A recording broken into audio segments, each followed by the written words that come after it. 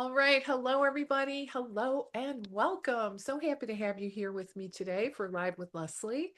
And today we have a juicy topic in store for you because we're going to be tackling a question that really comes up quite frequently in clinical practice. And that is, how do you know when to test for food sensitivities?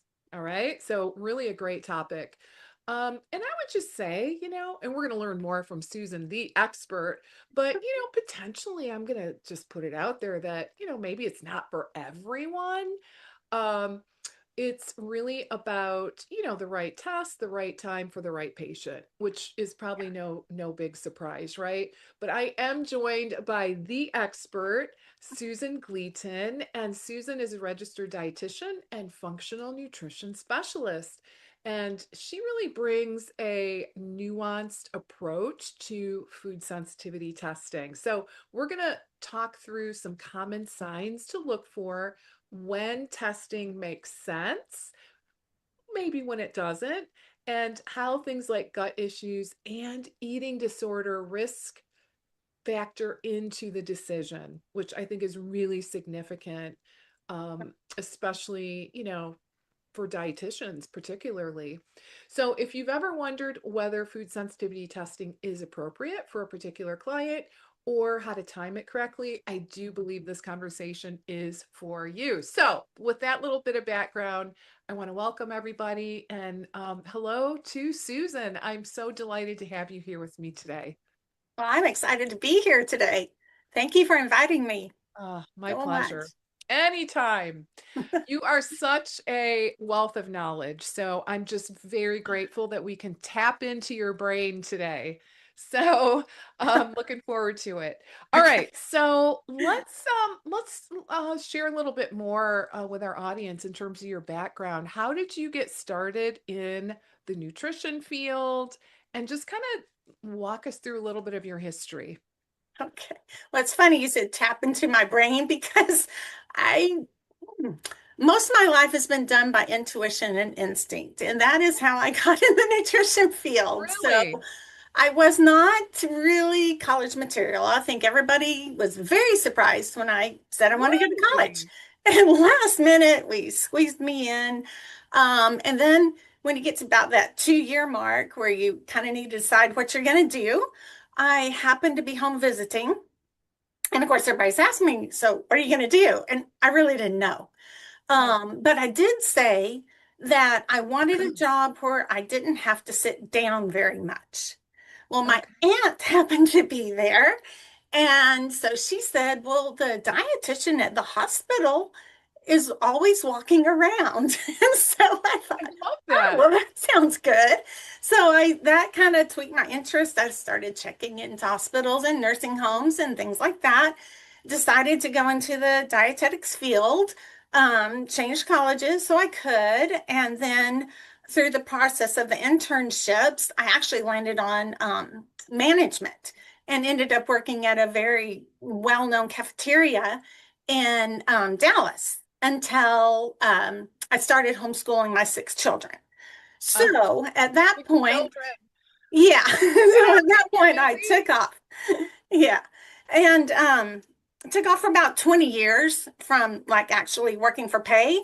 Okay. And when the last two were like maybe junior, senior-ish age, a friend of mine went to the doctor, and her doctor said, I need an alternative nutritionist. And so my friend was like, I've got the perfect person, and got us in touch on Facebook. And then met with her. She told me what the job was. I said, I can do it. And then she said, well, I need a registered dietitian. And so I told her that I would study and get registered. And I Oh, did. wow. I actually did. And so I started working for her in about 3 months from then, actually. So I mean, I studied like crazy. I lost weight. I was studying so hard. Oh, wow. And so I worked for her, and during the process, she hired me for doing what's called first line therapy, which is a metagenics thing with, how many calories you eat and Mediterranean diet, things like that, just helpful diet. But then, I'd see clients for all kinds of things, osteoporosis, irritable bladder, just, different things. Mhm. And eventually I learned about food sensitivity testing. And I just thought that looked really interesting. My son went to a nutritionist in Fort Worth, and that's how I learned about it. And so I began doing ALCAT testing at the doctor's office. Okay. And then eventually I learned about MRT and studied up for that, got certified, and I started using MRT, and we saw really good results. She was very impressed, and then other Okay. doctors would even, refer to her. And so I didn't only do MRT, I did a little bit of everything, but Mhm. that was a big part of it. And then eventually I just, life circumstances, and I needed to come to private practice. And when Mhm. I did, I had the idea that I would only do MRT. That was it. And so Okay. very quickly I learned like you can't only do MRT. There's a whole lot more to the picture than that, but I see. that is what my base was when I started in private practice, and it was about 9 to 10 years ago. Interesting. So Right. you were really honed in on MRT. I was, yeah. I mean, I'm just Because like, it I just sounds like, love doing this, and okay. I just wanted to do only that. So Okay. That's pretty interesting. So, can you tell us maybe a little bit more about, well, how about we start with kind of the bigger picture and uh-huh, then scroll down into more detail. So, food sensitivities in general, can you give us an overview on, I guess the differences between food allergies, food uh-huh. sensitivities, intolerances, like all the things? Okay. Yeah, We'll that's start really good there. because Okay. people all the time, even in publications, food allergies and food sensitivities are used interchangeably. Well, most of the time, you will hear somebody saying, "Oh, I have an allergy to that," but then the context clues, you're like, "That's really a sensitivity." Even publications, it bugs me because they'll say allergies, allergies, allergies, but the Right. context is actually sensitivities. So allergies are all a part of the immune system. They're always measured with a marker called IgE, and the reaction is usually immediate. And we all know it can be life threatening. So those are Right. allergies. Food sensitivities, also part of the immune system, but they do not involve IgE ever. There are going Okay. to be other mediators like IgG, IgA, IgM, or the innate immune system. Okay. And they can be measured by those, maybe not innate immune system, or by release of mediators. We'll talk about that later. Then the intolerances. So intolerances are not part of the immune system at all. So most commonly, there's lactose intolerance that's pretty common, and a gluten intolerance. And so those are the most common ones, and those can be well, they can be tested for. Some people just know, but they're due to lack of an enzyme.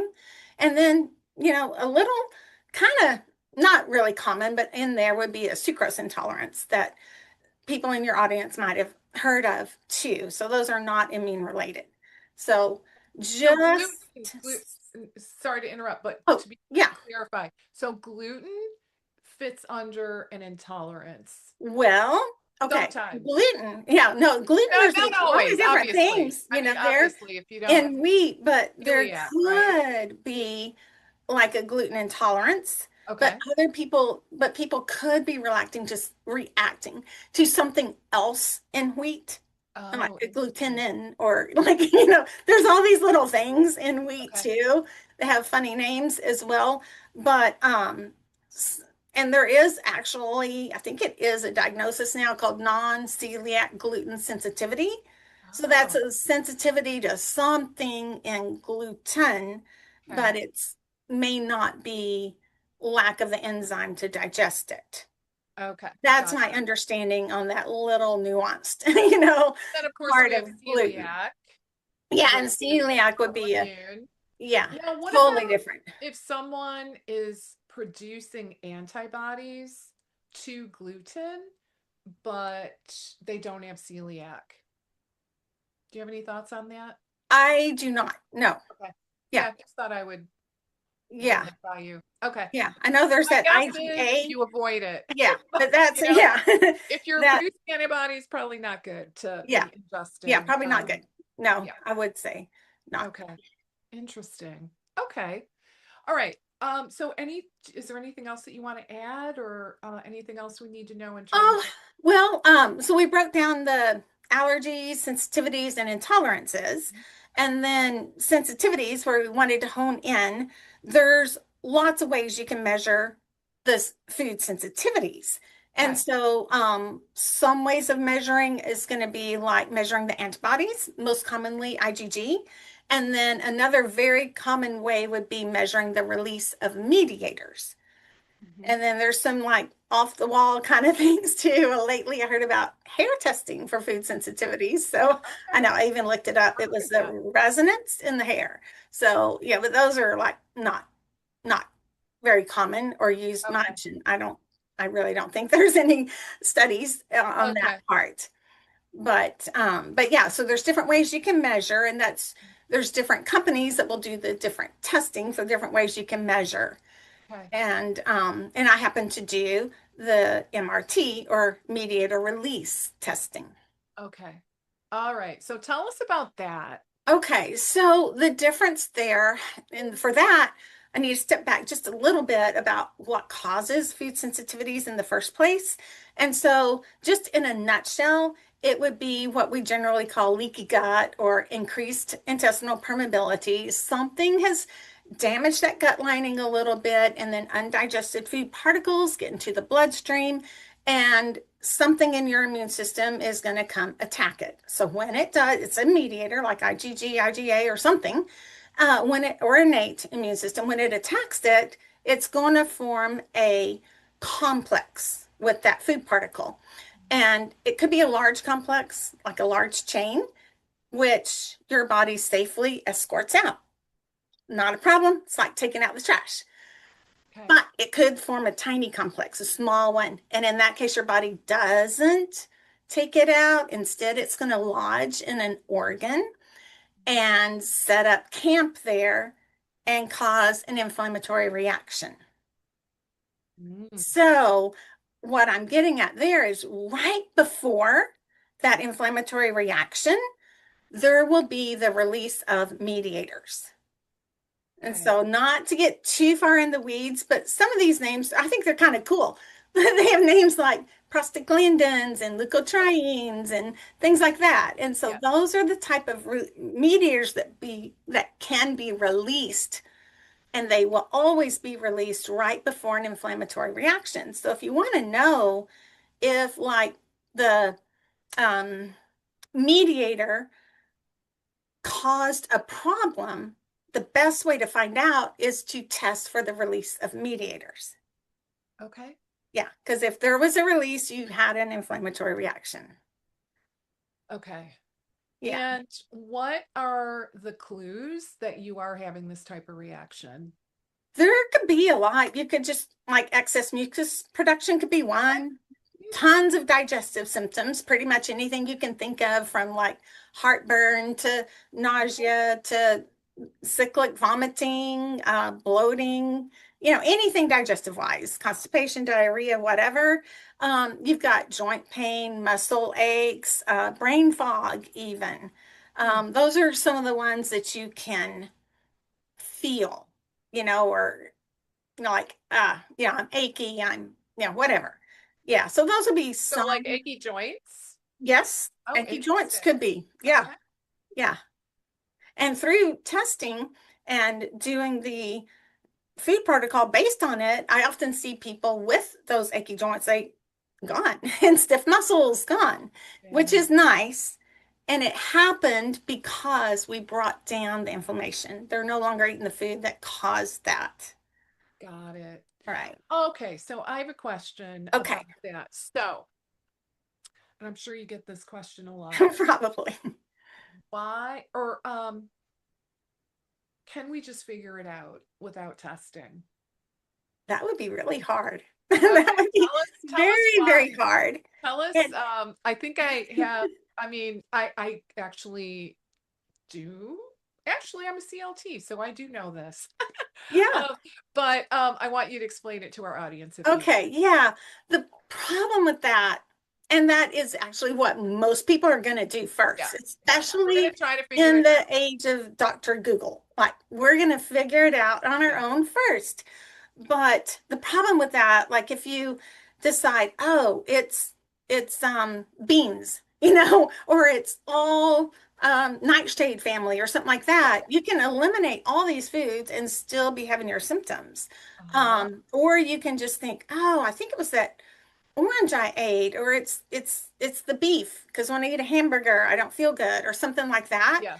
And there's so many other things that you're eating with that it's hard to isolate the exact little thing. And what if it was a chemical that's in the food? For instance, there's well, the one we all know about, there's caffeine in coffee. That's easy to figure out. But what Yeah. about tyramine in avocados or bananas that are overripe? Like who knew? So how are you going to figure No, out, you think if an it was avocado is an tyramine? avocado, right? Yeah, Like you don't think about how the composition might shift based on ripeness. yeah, No, we don't. No, exactly. Or that's how long very the food was complicated. left over. There's just so many factors. So Okay. when you test, you can just cut the chase, and find out exactly what it is and save yourself a whole lot of time trying to figure things out. And it's Okay. often surprising to people because they're cutting out all the bad stuff, like you would for an anti-inflammatory diet or something, when they can be sensitive to something really good for you, like broccoli and Uh, asparagus and salmon. And so, yeah, blueberries even, so you can be sensitive to things that you think would be anti-inflammatory, but they're right. But for inflammatory the for you. person, are leading to inflammation, which is so Yeah, fascinating. yeah. Now, what about that variable around the time, right? Because you had mentioned earlier that like an IgE reaction is pretty quick, right? Like Yeah, IG, pretty yeah, much pronto. So, IgA or IgE. Yeah, you said IgE, didn't you? yeah, Yeah, I said okay. IgE. Mhm. So wouldn't that also contribute to it making it really, really challenging to try to pinpoint what's causing what? Because Yeah, it it's would. it's delayed typically, Mhm. right? And how long is it delayed? What does that look like in It terms of it could time? be anywhere from a few hours to a few days. Okay. And so that makes Wow. it really, yeah. How would you know what I ate for 3 lunch? days ago, Yeah. 3 days ago would be really hard. that'd Yeah. be really hard. Yeah. So that Really. I would say probably also contributes to Mhm. just making it really challenging, if not, I don't want to say impossible, but Very challenging. You'd have to borderline, keep borderline super impossible, accurate right? food diary. It would not, It would be yeah. tough. Um, Really tough. okay, so we've got that delayed Mhm. reaction, and we also know that food, the composition, like it could be any number of compounds found within that particular type of food. Right. And Right. so And there's that, so many ingredients in our food supply. yes, You think you're right? eating, oh goodness, I bought some gluten-free pizza for a Uh-huh. function. I had a hard time just finding a gluten-free pizza without a million ingredients in it. There were so, and most people would look at the label and just say, "Oh, it's gluten-free. It's good for you." Yes, No.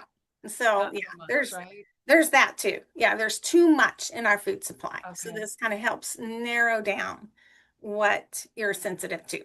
So, really So, nice. in terms of MRT, I'm just kind of looking at my notes real quick. So, what, I guess my question is, what types of patients or clients are really well suited for this type of testing? Like, who do you look at and go, oh yeah, you're Mhm. a great candidate for food sensitivity or MRT testing? Yeah. Well, anybody that I suspect that inflammation is playing a role Okay. in their condition, whatever they're coming to me for, or whatever I see, if I'm like, you know, inflammation is a part of that picture, which is quite often. I do get people though where I'm like, I don't think they need this, so that's good. So that would be my first signal. So that would be like almost all my patients. I'm looking at them like, you know what, they could really use to reduce some inflammation. Mhm. But I'm not going to test everybody because one big thing that I want to rule out is this, does this person have an eating disorder? Because if they Oh, have an active eating disorder, this is not the right time to further limit food and to focus okay. so much on food. Not the right time at all. Past eating disorder is fine. But then there's the patient who, from all outward appearances, you would think they had an eating disorder, when in actuality, they know that something is making them feel bad. And Mhm. they are eliminating so many things because they're convinced that they are making them feel bad. And for that person, when they test and then they can see that some of those foods they thought made them feel bad actually are not, according to the test results, causing inflammation, then it can free them up to consume them. So I'm not going to say, hey, you're fine with oranges, so eat them. I'm not going to make you eat them if you're, like, I know they bother me. But when they follow that first little phase of their food plan and eating the foods that they feel safe eating, they usually feel a whole lot better. And eventually they'll feel safe enough to try the orange or whatever that they thought was bothering them. And because on the test results it said it was fine, they'll try it. Often sooner than I would anticipate. I would think, oh, we might try it in a few weeks, but it might be a few days. And they're like, I think I'm gonna try it. So that type patient. Um, and then sometimes I try to determine if somebody has SIBO, small intestinal bacterial overgrowth, or SIFO, which looks a whole lot like it, which is small intestinal fungal overgrowth, or Candida. And if I, determine that Candida is likely playing a role, I am not going to do a food sensitivity diet and a Candida diet at the same time. That is way too limiting. And so I will help them with the Candida first, and then later we'll probably do food sensitivity testing. And the reason is because the SIBO and the SIFO, they damage that gut lining. So that makes them more likely to have food sensitivity. So that'd be another conversation down the road, but wouldn't do it right away. Okay, what about for SIBO? Now, for SIBO, I actually like doing them both at the same time. Okay. It's because, if I can, because for one thing, I can get those MRT results back pretty quickly. And they can usually, I can do the back work, getting the results ready for them and everything. And they can get started, fairly quickly. Whereas the breath test, um, sometimes you have to, or you do need to be off like probiotics for a while, or anything that's altering your gut transit time. You've got to be off of that for a while. Then you have to eat a special diet for 1 or 2 days. Then you have to find just the right day to like blow in a test tube all morning. And so, like, that can take some time before, from the time the person gets the test kit to when they actually do the test, it could be a while. And so sometimes I get those SIBO results back right about when they are at their food protocol where they can start adding in untested foods anyway. And so by then I can add in any antimicrobials, if SIBO is positive as well. But another big reason is some of those antimicrobials we actually test for on the MRT test. Things like garlic and oregano would be two I can think of. And if they were really reactive to one of those, I'm not going to use that as an antimicrobial to kill their SIBO. And I wouldn't have known otherwise if I hadn't tested MRT. So Oh, I so think they go hand in hand if the person is willing to do that. It's almost like you do MRT mostly first, and then we'll work on SIBO if you have it while they're. how do you identify CFO? I actually Yeah. that's a new word to me. Oh, okay. I'm familiar with Yeah. Candida overgrowth, but I Mhm. don't think I've ever heard it Yeah. put that way. So, and Right, right, so right. where do we start? Where do we Where do start? we Well, start? you can do a test. So I like to do the organic acids test or Okay. OAT for it. Um, but I don't require it. I also have like a questionnaire I'll give them and just talking to them. And if they score high enough on that questionnaire and from talking to them, I'm like pretty sure. And usually if you just tell them, they're like, yeah, I do. I for sure do.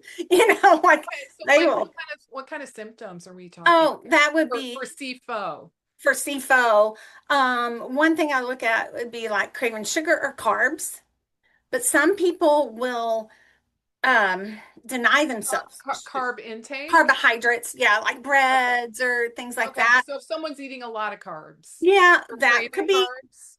could be Okay. refined mainly, but some people just deny themselves. It could be alcohol. If they deny themselves alcohol, I've even seen people drink pickle juice because yeah, it's crazy that it's not feeding that gut bacteria, but somehow like they've denied themselves all the things that the Candida bacteria is telling you. I want sugar, I want alcohol, Yeah. I want sugar in any form I can get. So if you'll just eat some bread for me, that'd be fine. So that's one. And Mhm. then there's they might have like white coating on their tongue. I think like the questionnaire I have has probably 60 questions on there. It's easy and quick, but there's a lot of stuff on there. I've seen people with like fungal stuff on their feet, the white stuff on their feet before. And then there's just all your generalized symptoms like brain fog and dizziness, and there's just so many. So it's kind of a conglomerate symptom picture. Okay. And then when you talk to them, it's usually pretty easy. But if anybody wants to do the oat test, I'm more than happy to order that for them. Okay, We can get awesome. that It's on so funny paper. you say that because I have one sitting in a box right here. Oh I was yeah, gonna yeah. do Well, that. Yeah. the first page of the one that I use from Mosaic has has a section on there with some fungal markers that can indicate CFO or Candida Okay. overgrowth. And Okay. they don't hide very well from like Candida can hide from blood tests and stool tests, but they're producing, they're peeing and pooping all the time, and that's what we're getting in the organic acid, so they can't hide that. Interesting. Yeah. Yeah, yeah. Okay. I think it's Yeah. really interesting. Yeah, So that's that's why very I like to cool. do that one. Okay, so CFO, Yeah, we SIBO. wait. We wait on MRT. We don't try to like do it all at once. Right. But SIBO, Yeah, it can be helpful to do both yeah. simultaneously. Right, Okay. right. Yeah, and And then then that's other things would be just timing for them. If Christmas is coming up, that's a big deal for them, or they yeah. have, a cruise vacation, whatever, then I usually encourage them to go ahead and test.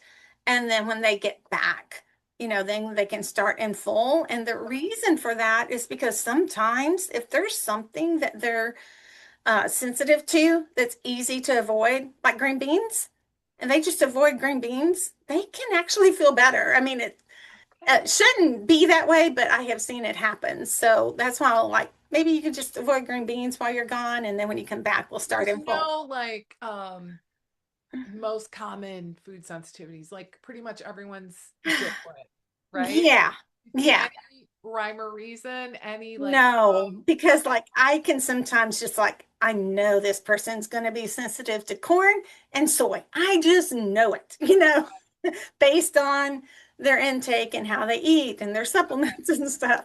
And they're not. And I'm still like, no, there's just no rhyme or reason. Okay, okay. Yeah. Oh, so you're saying you're like, oh my gosh, for sure, and then they end up Right. not. They're fine. Yeah. Wow, interesting. Right, right. I do think I see, and this is just a theory of mine, Mhm, that people who eat cleaner, like less chemicals in their food, they do seem to be less reactive to the chemical section.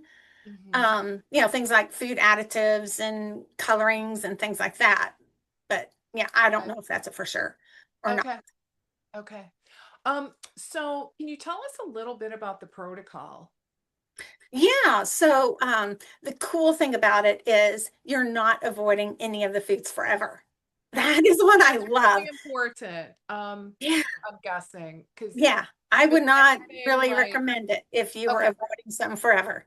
okay, So your immune system has memory. And so if your immune system doesn't see, say, green beans mhm, for a certain amount of time based on your results, then it's likely going to forget that it had a problem with green beans. And so mhm, the protocol is first of all a very diet, they call it the safe diet, and it's the foods that you were non-reactive to. So you eat just non-reactive foods, and then after a certain period of time, then you'll add in foods that were a little bit reactive, and then after a certain period of time, a few more foods. And so it's just a guided food elimination reintroduction diet. So you're guided by your own test results.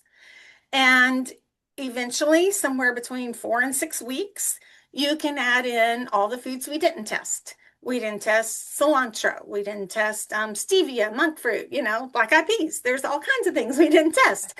And so you can add those in somewhere between 4 and 6 weeks or after. And then eventually, even the things that you came back pretty reactive to, you can try those as well. And so okay, that's pretty much how it goes. Once you get the system down, it's just rinse and repeat. okay. Interesting. And Okay. along the way, while they're doing all that, I also implement a gut healing protocol because they wouldn't have gotten the sensitivities if they didn't have, compromised gut lining. And so and that's kind of basic things, but it is individualized for the person on what they would need. Like if somebody had a history of seizures, I'm not going to give them L-glutamine, things like that, because that might could trigger a seizure. So I just kind of individualized that, but they'll be doing a gut healing protocol, and I've gotten very, very strict on that Okay. now. Well, at the end of the day, well, I don't actually know what is it, the chicken or the egg, right? Yeah, Is it yeah, the you food wouldn't. sensitivities that cause the leaky Right. gut and, these Yeah, you wouldn't really powerful know. Or did signals? it cause autoimmune issue, or is the autoimmune issue compromise your gut lining and you got a sensitivity? I mean, the sensitivities could be upstream of the condition or they could be downstream. Okay. So you won't really know, but the big picture of it is to reduce inflammation. So Okay. anytime inflammation could be reduced and it would be very helpful, then that's where I see it just like a magic wand. You just quench that inflammation quickly. Okay. So what my takeaway is so far is obviously anytime there's inflammation, just like you said, this could be a great tool. Hmm. Eating disorders, we want to wait, No. Hmm. right? Definitely. And I have heard that more and more Yeah. um, in terms of, maybe concerns of offering it widespread because, well, what if, right? Yeah. Right. What if I exacerbate an already established eating disorder? So Yeah. we definitely need to be screening for those folks. Yes. And then the other takeaway is SIBO, yes, SIFO, no. Yeah. Hmm. And So, autoimmune disorders is another one. Like if yeah, anybody has that as well, I'm yes, generally like it, in my opinion, it would only help. Because yes, what if reducing inflammation will reduce the symptoms of their autoimmune disorder? yeah, And then I even will, advise like, let's look at doing this again in 2 to 3 years and check back with them. And, if they're still doing great, probably no need to. But, okay. if some symptoms have come back or, other things are going on, might be a good idea to test again. So it just depends. I would never force anybody to test. You got to be ready, you got to be Sure. mentally ready to change Yeah. your diet. Oh gosh. So a couple just quick things. So when I had my practice, I did work Mhm. with a lot of neuro patients. Yeah. I did a lot of consulting in a big neurology group. Yeah. And so I gotta say I did see some really good results with MS Okay. Yes. Yes. specifically. So that was super cool.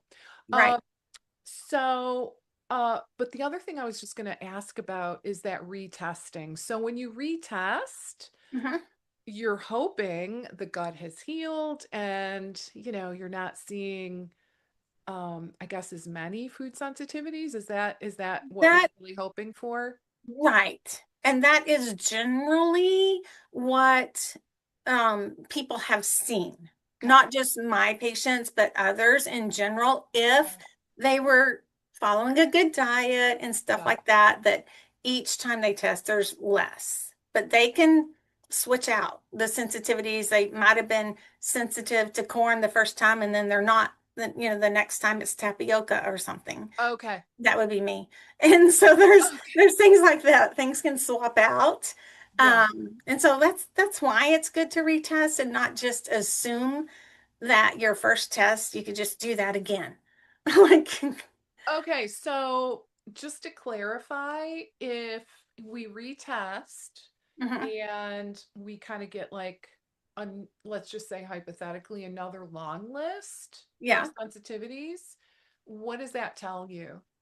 I would say that person for some reason has compromised gut lining. Okay.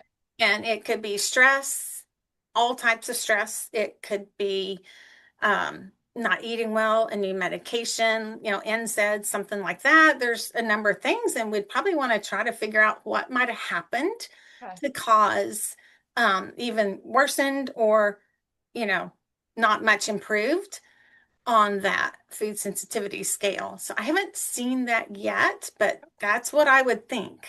Okay. That would be So my it's first not thought. it's not like obviously you've done hundreds of these, so it's Yeah, not I it's don't not that. get that many retests. Okay. It's not like everybody retests. So very small percentage Okay. retest. Um, so one more question. So most of us are familiar with the 5R protocol Hmm. for Hmm. gut health. Yeah, So is it safe to assume that this protocol fits in the remove yeah, that's the uh, remove. portion? Yes, Okay. yep, And that's right at the top. that's right. Right at the top. And then I call, the gut restoration part, the restoration, and we might even, they're getting a better diet. So they're getting better nutrients as well. And then also I might be cleaning up their supplements, upgrading, less supplements, but better quality, that Love kind it. of thing. So Yeah. you would, all of that. I do look at the 5 R's to make sure that we're hitting on those. The last one, the rest and restore, something like that. That is not my specialty, Okay. but I can tell them the things they need to do, that I'm not Yeah. like gonna be like your yoga instructor or anything. Right. Right. I love that. Okay. All right. Well, as we start to kind of wrap up, where can we learn more about food sensitivity testing and maybe even specifically about MRT? Well, you can go directly to the MRT website, Okay. which is really weird. It's nowleap.com, Okay. something like that. I also have a lot of information on my website, Okay. susangleatonrd.com. I have a whole section on testing, and then within there is a whole section on food sensitivity testing. So I have some videos and some, explanations and graphs and things like that that are really helpful just to Okay. kind of get a picture of it. Okay. So Susan Gleaton RD dot Yes. com, and that's GLEATON. Yes. All right, so Susan Gleaton RD.com. Mhm. Amazing. Is there anything else that you'd like to add that maybe we didn't touch on today? Oh, what else? I think we covered it. I I just think want we to be sure did. we got in. It's not forever.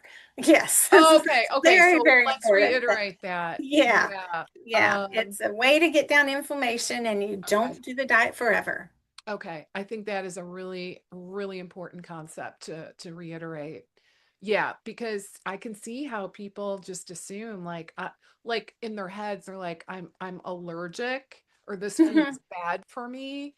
You're right. So I that means I can't like ever eat it again. So we want to Right. make sure that we're, you know, kind of not perpetuating that messaging and instead letting people know this is not forever.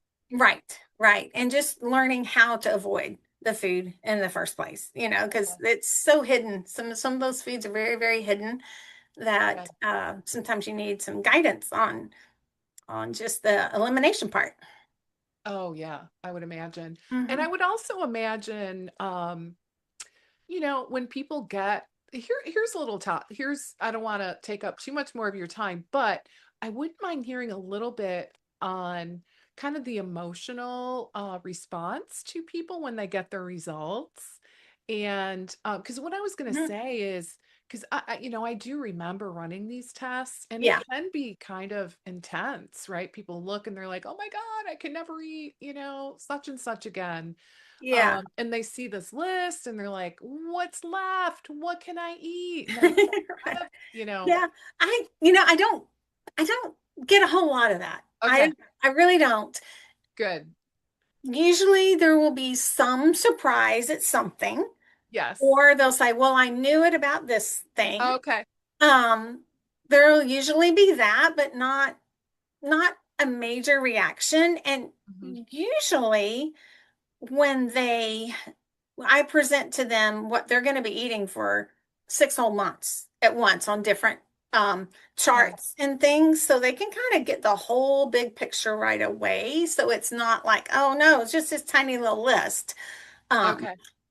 but They instead, can see how it evolves. they can kind of see how it goes. Okay. And they actually, most of the time, people like that list. They go, well, I guess this is my shopping list. Okay. Their first little phase, they just go, okay, this is what I can eat. This is my shopping list. And so they like it actually. Okay. And That's awesome. I would say the hardest thing I have would be for some people, they want to just keep eating that limited number of foods because they Okay. feel so So, good. And it's like trying to get them to add things back in. And uh, so that would be, it's very important because okay. you don't want to stay on this limited diet forever. You've got to increase variety. And Okay. so, Do but you think no, it's I really fear-driven? get more, I like it and it's not hard to do. Okay, I love that. Yeah.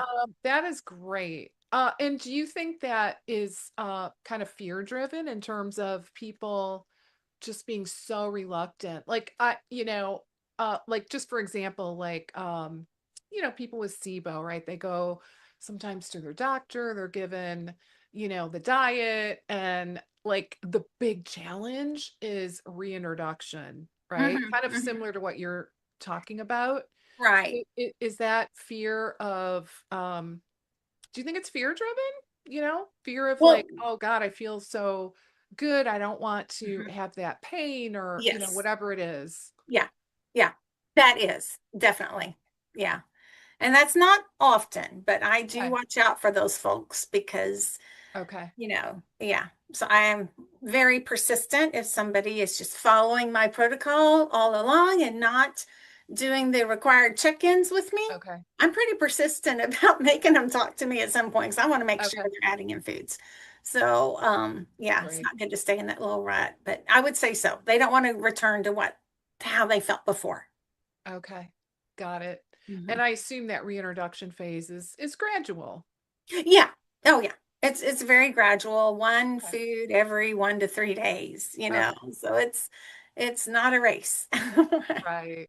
Yeah. Okay. Well, I want to thank you so very much for sharing your wisdom with us, Susan. This was very just awesome. Right. I haven't dug into this topic in a long time, Yeah. so I am really excited about this having this conversation with you and sharing with everyone a little bit more about food sensitivities and Yeah. Well, this has how been a lot of fun.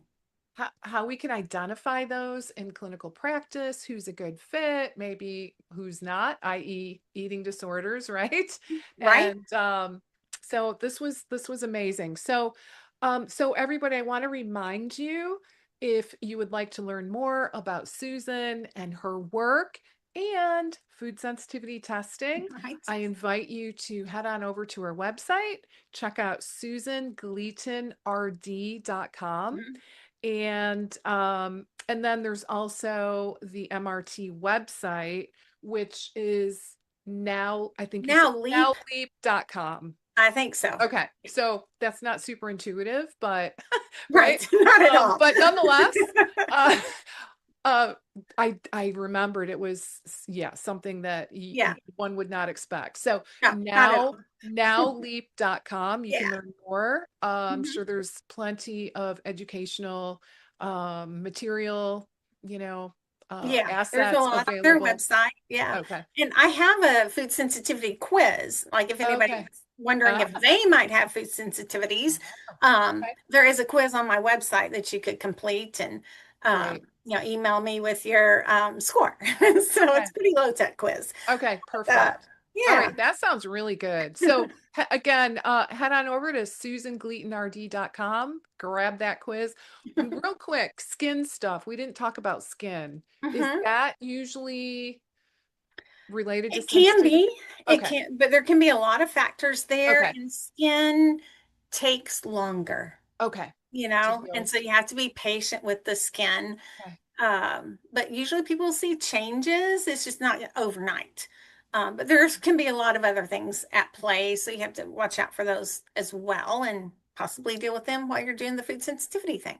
All right. So, That yeah, sounds great. But that could be a patient type as well that true. potentially could Yes, fit. yes, very much so. Okay. And of course, migraines. We didn't even talk about Migraines, migraines, yes, we right? didn't. Yeah, didn't mention that. And again, Mhm. that's something where there could be so many other factors, barometric pressure, hormones. There's so many Right. other that to rule out, but it can definitely help with Even I would imagine well. sleep disorders, Yes. Yeah. I would think. Yes. I've Um, had people come in there, oh, I'm sleeping so good now. You know, oh, and you're just love like, that. almost makes me jealous, like that's just not fair. So. Oh, that's But great. yeah, so it helps with there's it's almost anything Okay. really, but That's so good. yeah. All right. All right, everybody. I could talk about this all day. But I know, Susan, you've got things to do, people to see. And so I'm going to let you all go. Thank you so very much for joining me today. Thank you to our audience for joining in on this important conversation. I hope you found just a ton of value. I know I did. And again, a big thank you to Susan Gleaton, RD. Well, Uh, thank you for really inviting me. appreciate I your really, time and expertise. yeah, it's been fun. Thank you so much. Okay. All right. All right. Thanks, Bye bye. everybody. Bye Bye for bye. now.